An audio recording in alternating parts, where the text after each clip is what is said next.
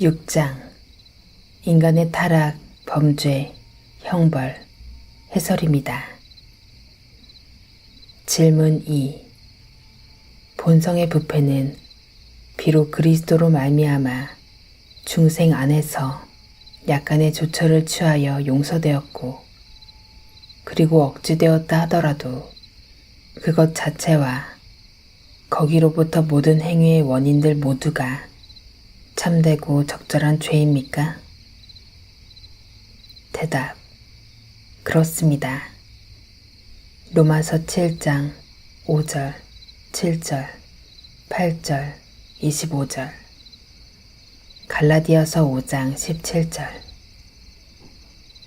그렇다면 현세적 욕망 혹은 정욕과 거기로부터의 첫 행동은 의지의 동의를 얻지 못했던 것으로 적절하고 참된 죄가 아니라고 주장하는 교황주의자들, 소키니안들, 아르미니안들은 오류를 범한 것이 아닙니까? 그렇습니다. 어떤 이유들로 그들이 논박됩니까? 첫 번째 이유는 그것들은 십계명에서 도덕적이고 본성적인 율법에 의해 금지되었기 때문입니다. 두 번째 이유는 바울은 중생되지 않았을 동안 그 자신에 대해 말하면서 다툼이 종종 죄와 악에서부터 나와 현세적 욕망과 정욕을 부른다고 하기 때문입니다. 세 번째 이유는 그것은 옛사람의 가장 큰 부분이기 때문입니다.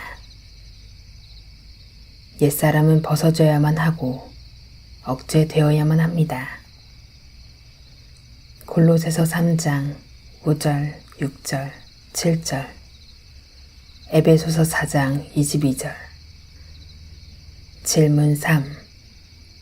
모든 죄, 원죄, 그리고 자범죄 모두는 하나님의 의로운 율법을 어긴 것이요 거기에 반대하여 죄인들 위에 그것 자신의 본성의 죄 안으로 가져와 거기로 인하여 하나님의 진노와 율법의 저주의 범위에 놓여 모든 영적이고 현재적이고 영원한 비참들의 상태에서 사망의 지배를 받게 됩니까?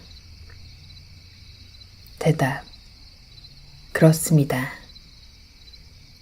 요한일서 3장 4절, 로마서 2장 15절, 3장 9절 19절, 에베소서 2장 3절, 갈라디아서 3장 10절, 로마서 6장 23절 등. 그렇다면 모든 죄들은 하나님의 율법에 반대하지 않거나 어기지 않는다고 주장하는 많은 교황주의자들은 오류를 범한 것이 아닙니까? 그렇습니다.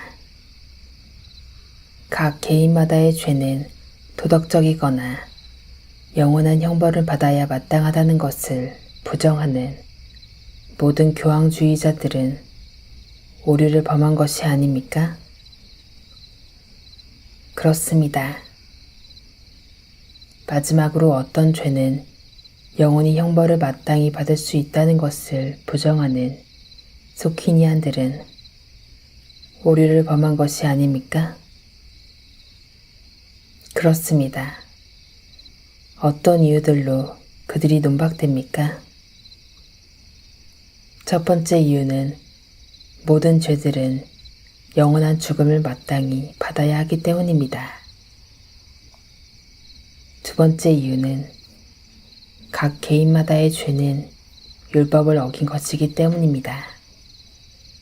세 번째 이유는 누구든지 전 율법을 지켜야 할 것이고 그러나 한 가지의 항목에 있어 거스르면 그는 모든 것을 어긴 것이기 때문입니다. 그러므로 그는 마땅히 영원한 형벌을 받아야 합니다.